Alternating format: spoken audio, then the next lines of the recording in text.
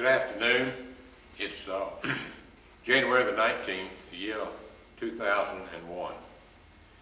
I'm Mayo Livingston, and this afternoon, Tom Bush and I are interviewing Sam Pettyjohn on his experiences during World War II. Sam, tell us when you were in the Navy. Tell us when you joined the Navy.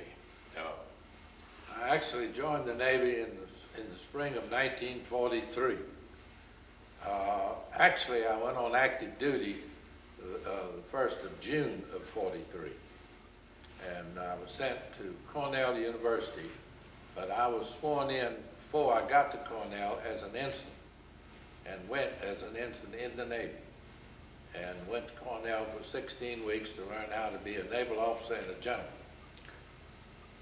Well, now, you had any other experiences on seagoing vessels? The only experience I had was when I was a young man in high school. I would work in the summertime as a sailor or as a mess boy on tankers out of Jacksonville going to South America and back. Well, now, when we're back to 1943. In the fall of 1943, you must have shipped out then. Now, did you go on, I think you mentioned convoy duty at one time. What we did is I got my orders at Thanksgiving, and I reported to the USS Augusta in Boston, Massachusetts, in 1st of December of 1943. And we were in dry dock at the time, but then we would go out of Boston on short trips and back for the first 2 or 3 months. Short trips, this was convoy duty. Well, you made one convoy duty, huh? We helped run some ships over towards Iceland, and then we went down and operated out of Bermuda for maybe a week with aircraft carrier. Now, the Augusta was one of the most famous. It was a heavy cruise, I believe. Heavy cruiser. Now, it was one of the most famous vessels, and tell us, it was named after Augusta, Georgia. Tell us a little something about the Augusta, the USS Augusta. The USS Augusta was built along with 3 other ships that were sister ships. I'm sorry, I can't remember but one. That was the St. Paul. They were all heavy cruisers, all had carried what we call spotter planes.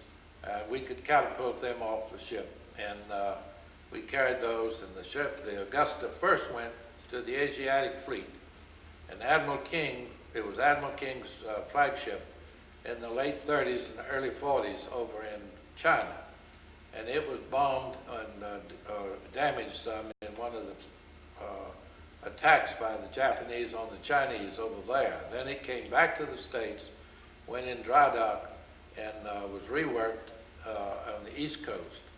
And she then later carried Roosevelt had the Atlantic Charter was signed aboard the Augusta with Roosevelt and Stalin and Churchill. Then we later carried Roosevelt, used the ship one other time, and later it carried Truman to Potsdam, and the Yalta conference was held while we were the second or the auxiliary ship. That we didn't go all the way to Yalta, but we went into the Mediterranean and then returned with the president. Now, you described some of the facilities aboard, particularly for the admirals, and they had their own bathrooms, and it was the ship was built to carry an admiral.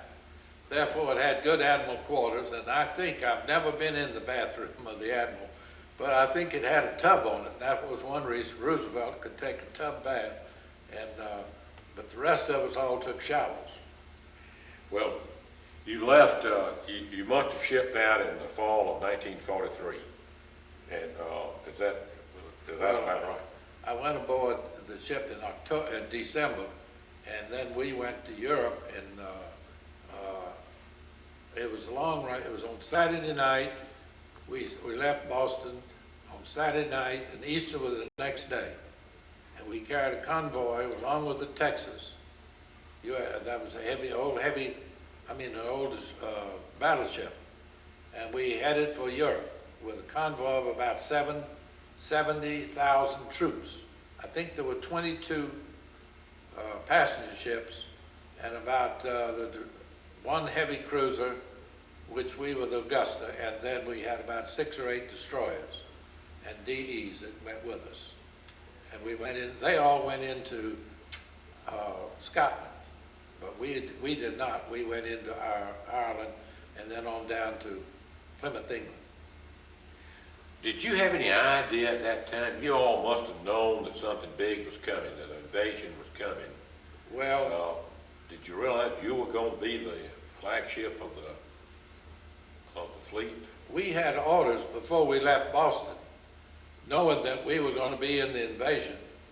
And we had orders knowing that we were picking up an admiral, because we had part of his staff with us when we left the States, and found out about it from some of the people there. But our orders read to proceed to UK only, and then we received further orders, but we were pretty sure it was going to be the invasion.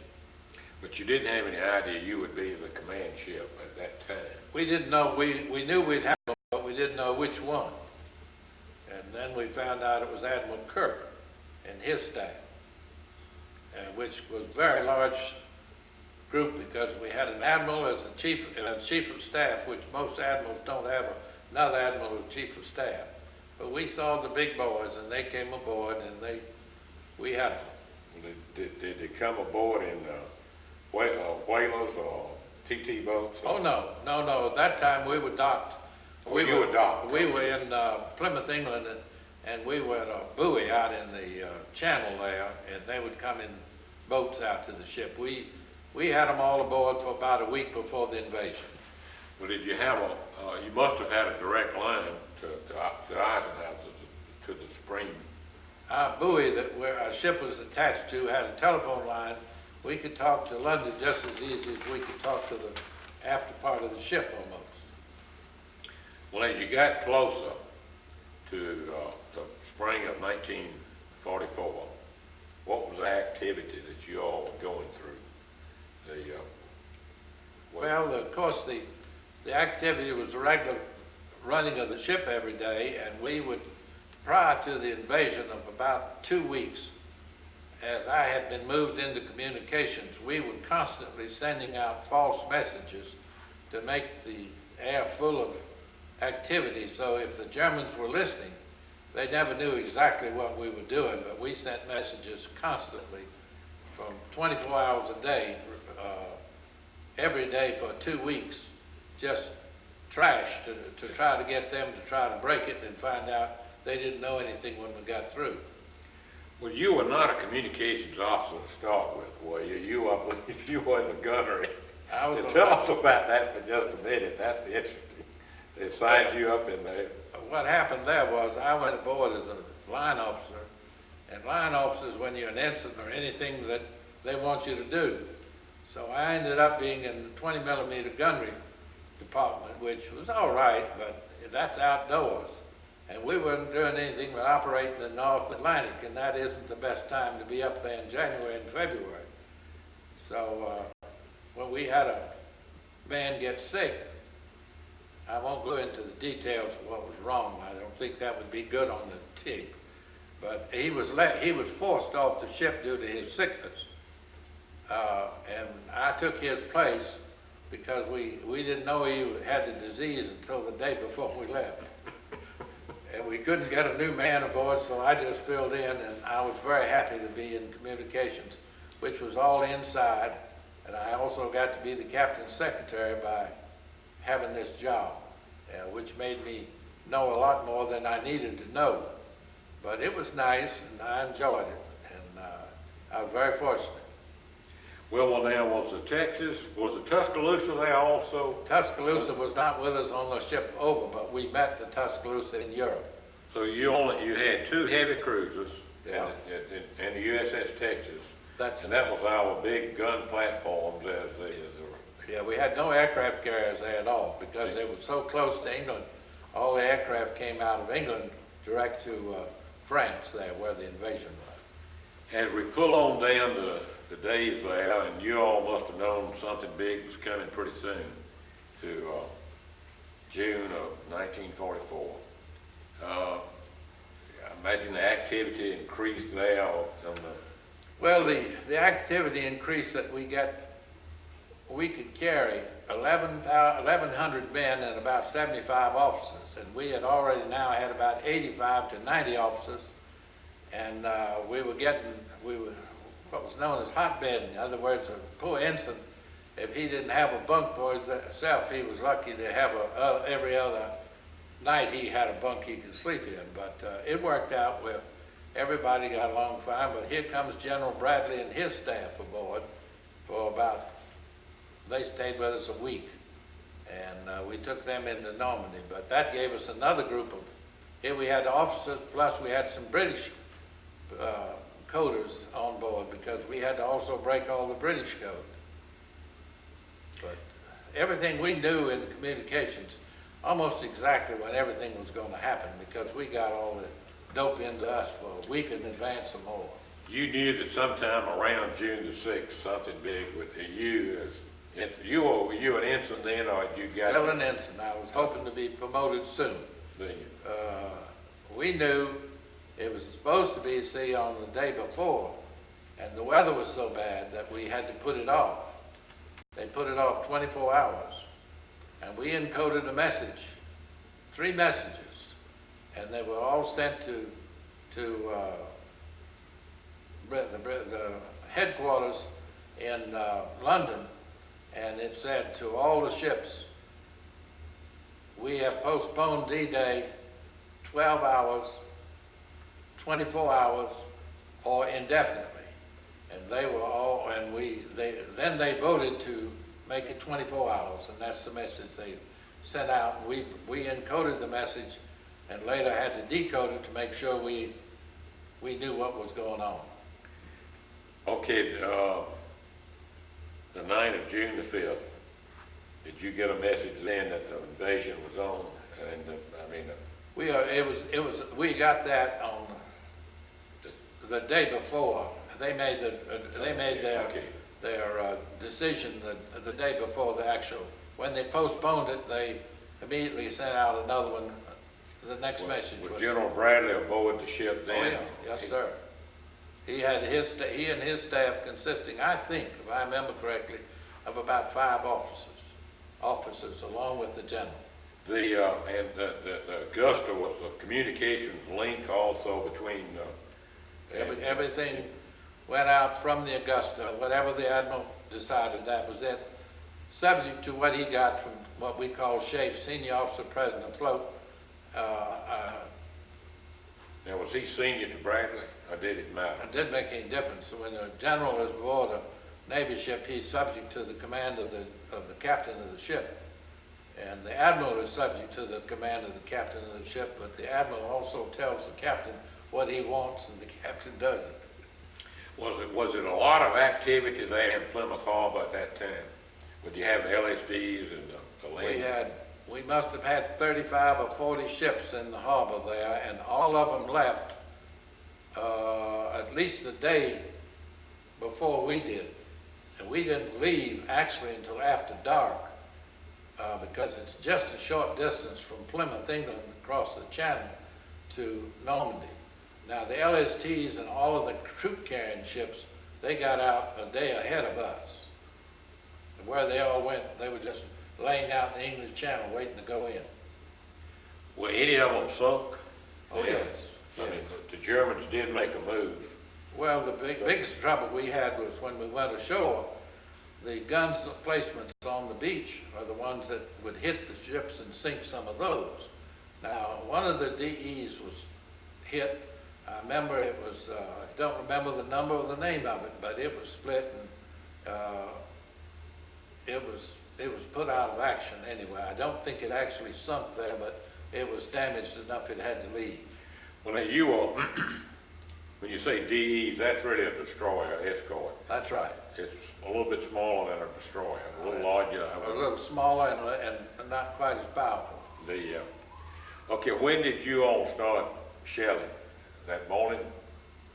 But about 4 o'clock, we were off of Normandy, and we started shelling along there, along with other ships.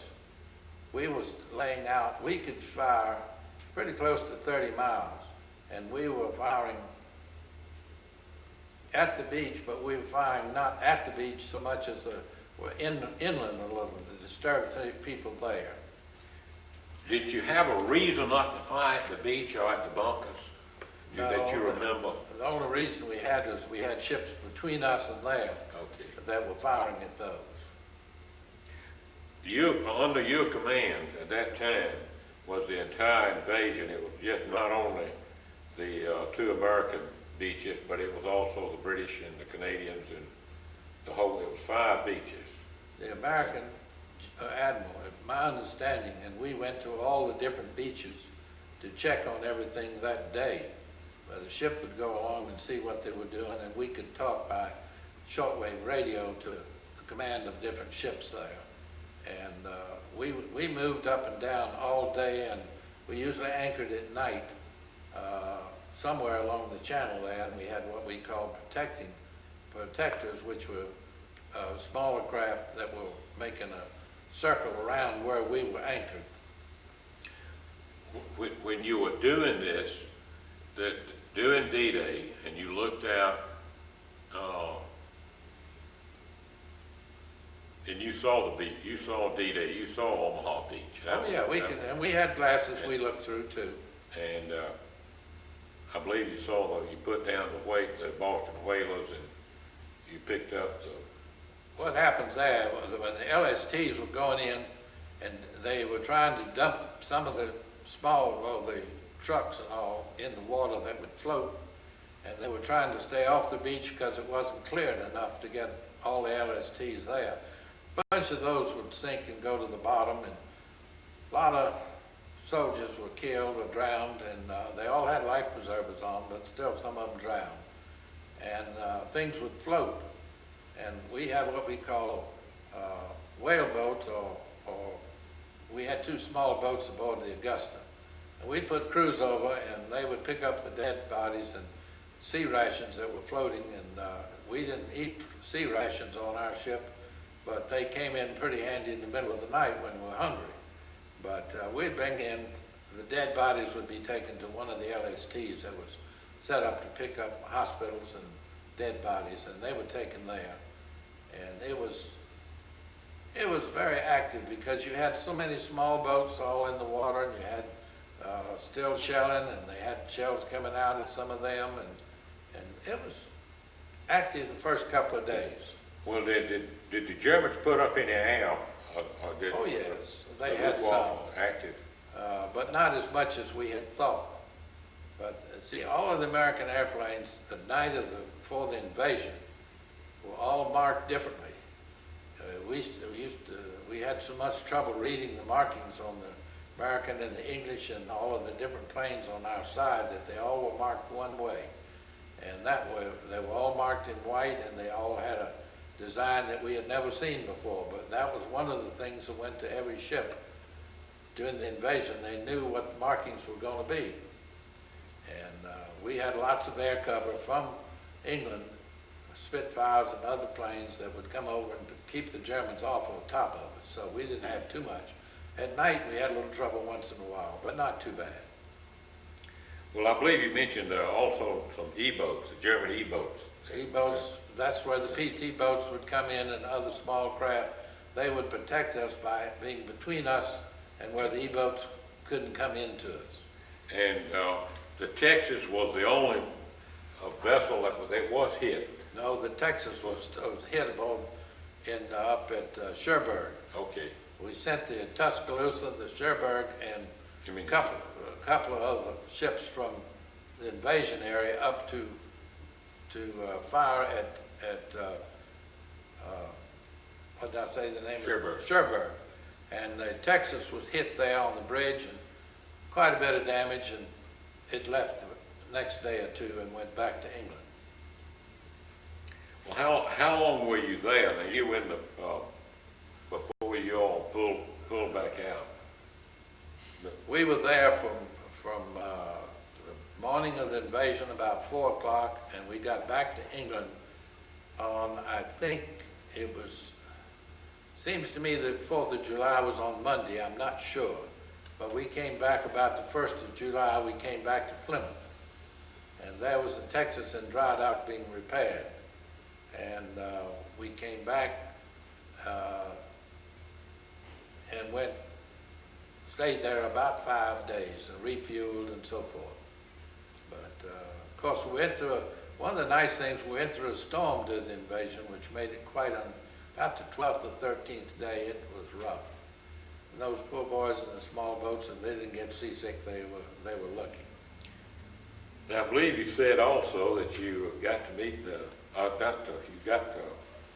King and Queen of England came ashore, aboard. Prior to the invasion, we had the King and Queen of England at that time came aboard and had dinner or lunch with Admiral Kirk and his staff aboard our ship. And of course, we had an inspection by the King and his chief of staff aboard all of the crew. We all had to dress in blues and look real nice and try to impress the King and Queen.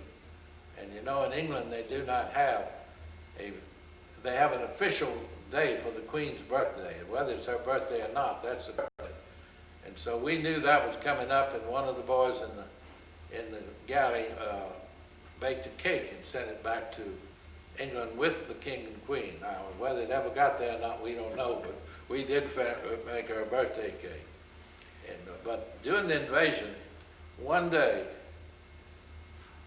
for lunch, I know we had General Eisenhower, we had Bonnie, we had 3 admirals. I can't remember all who they were at this time, but we had so much brass aboard we could almost sink the ship. Were you tied up at a dock, or did you have to get aboard?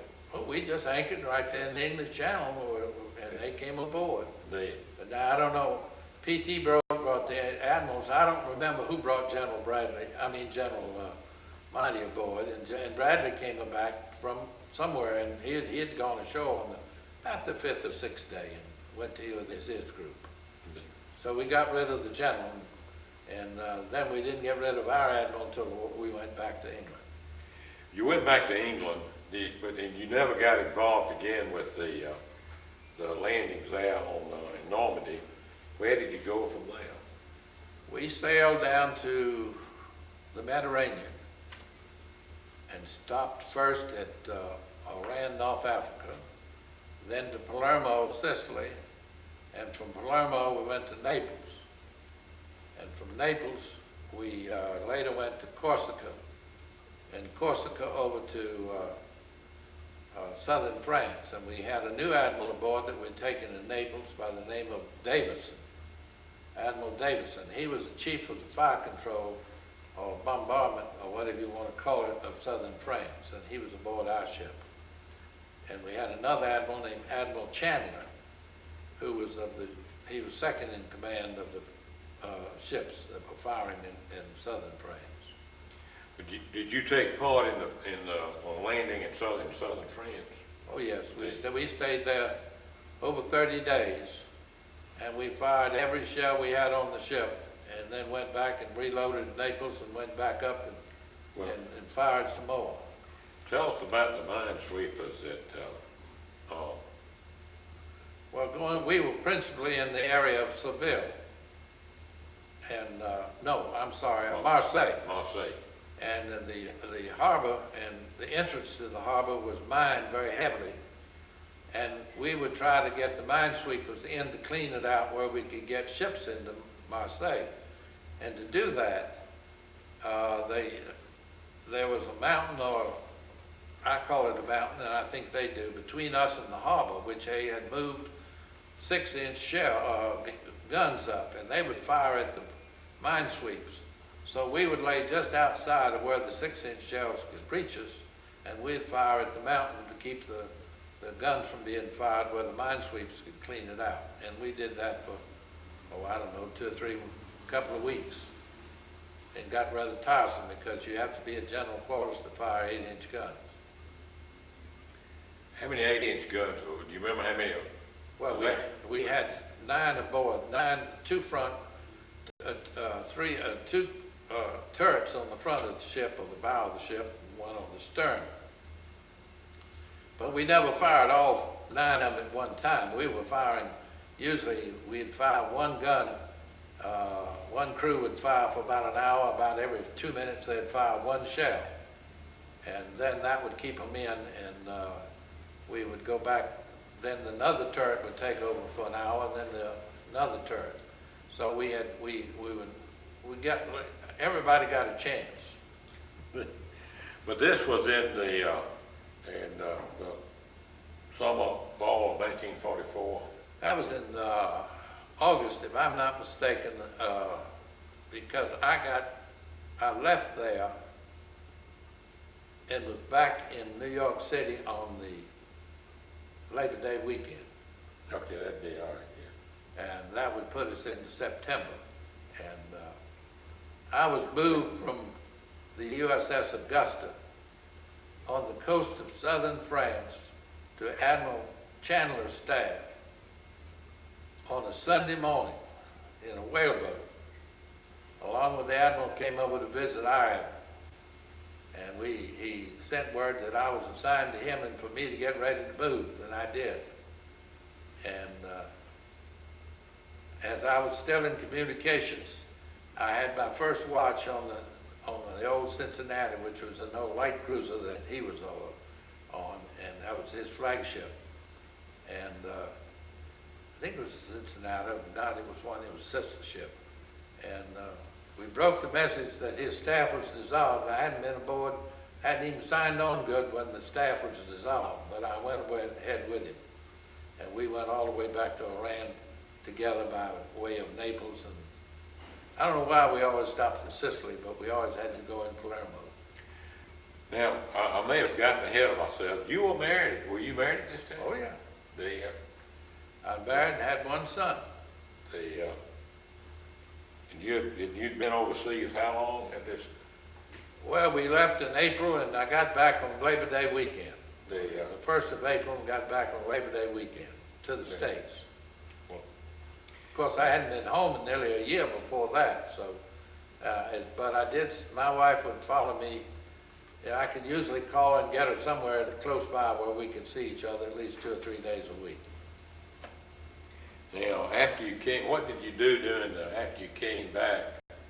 And were you guys getting ready for Japan? Of course, the war was still going in Europe at that time. The war was still in Europe, but we went in dry dock after, well, when I went with Chandler, I came back to the States, took a 2 weeks leave, and was reassigned to the Augusta, which was coming back to the States, and I went aboard her in the 1st of October in Philadelphia.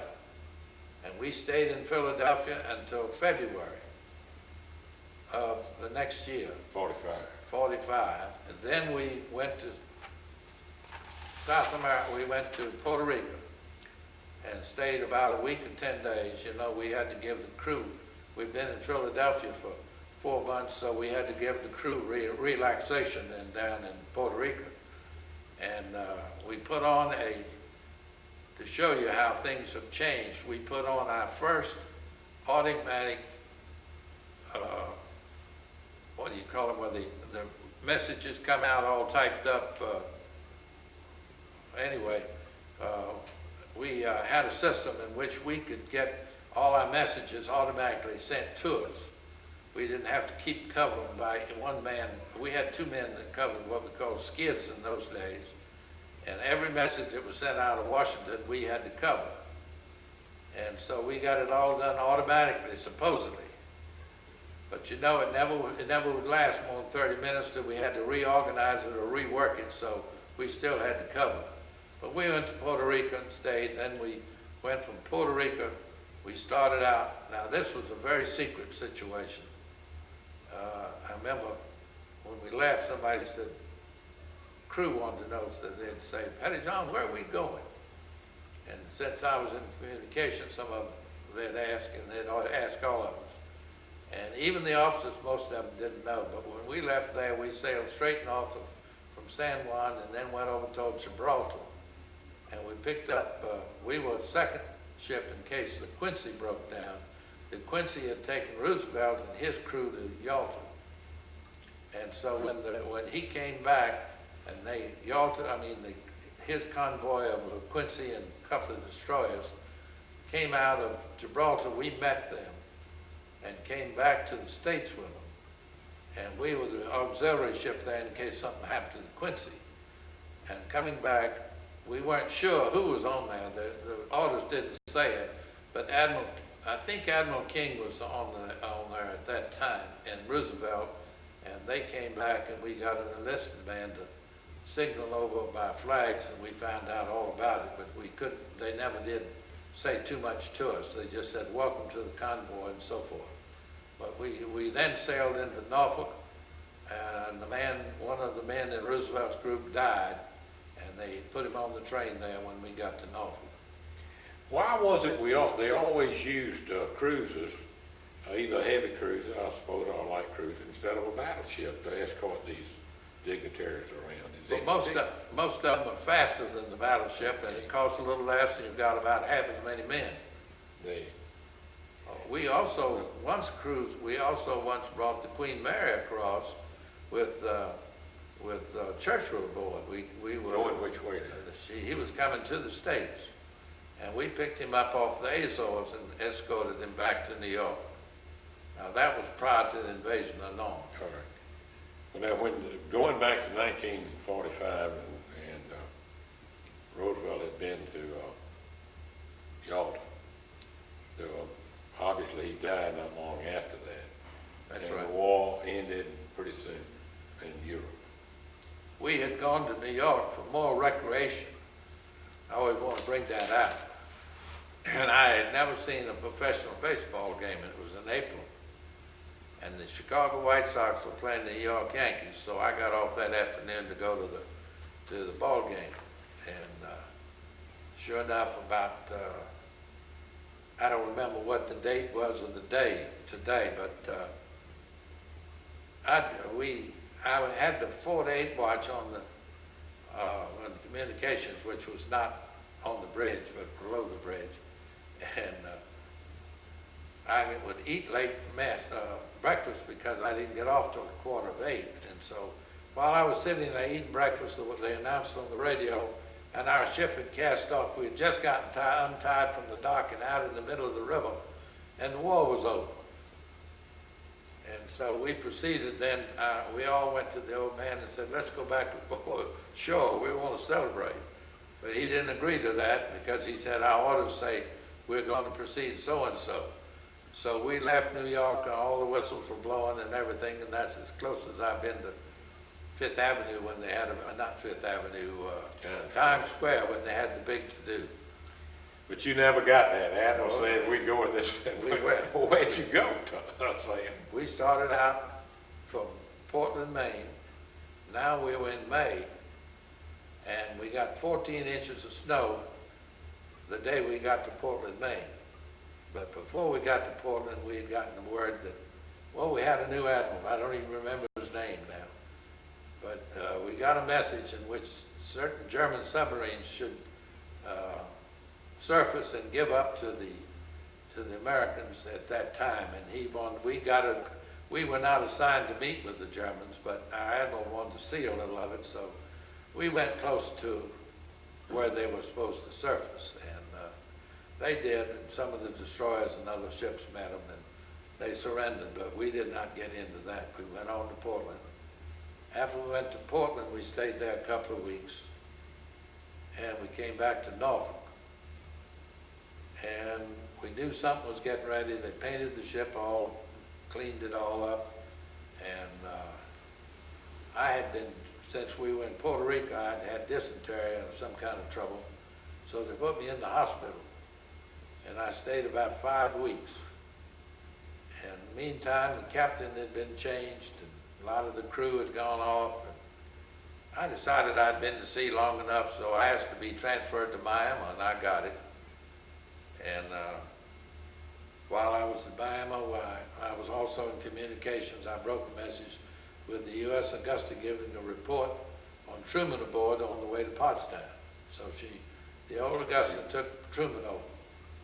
But you were not on it at I that did time. not go on it at that time, no. Well, after that, did you ever think of the war was over in Europe, or you guys, it certainly wasn't turning you loose. You were still thinking of the East. We were trying to stay on the East Coast.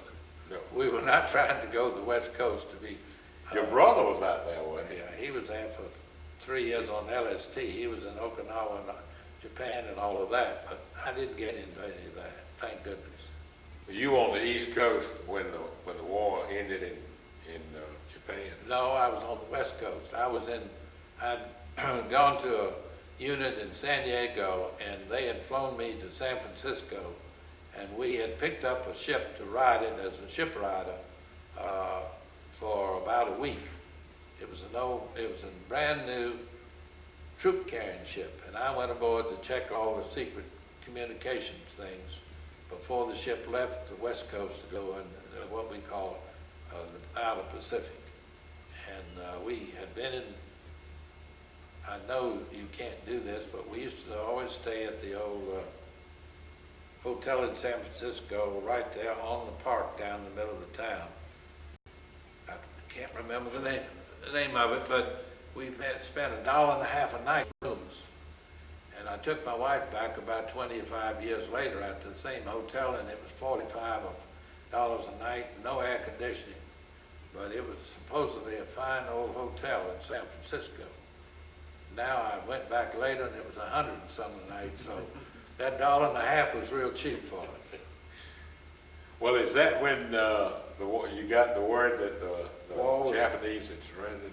Roosevelt talked on the radio, and we proceeded to San Diego the next day, and we got into San Diego and got off the ship that afternoon, and the war was over that day. Now, That's in Japan. In Japan. That was, you said Roosevelt, didn't you mean Truman? Roosevelt was dead when the war in Japan ended. That's right. They- Truman made a talk from Washington on the night we were in San Francisco, saying it looked like the war was about over.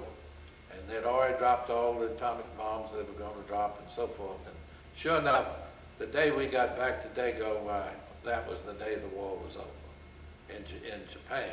And then shortly after that, they started putting out how many points you had to have to get out. And I got out, I could have gotten out in November, but I got out in December off of active duty, but I was paid up until sometime in February. February of 46. Yeah. No, would that be right? Yeah. And I moved to Bainbridge on January the 1st of 46. Okay, all right. Sam, this has been one of our best. We have really enjoyed it. This has been great, and on behalf of the people of Bainbridge and the United States, I want to thank you for what you did many years ago, and I want to thank you for letting us sharing this with the Southwest Georgia Regional Library, and now this will be part of our history. Thank you. The, Appreciate it.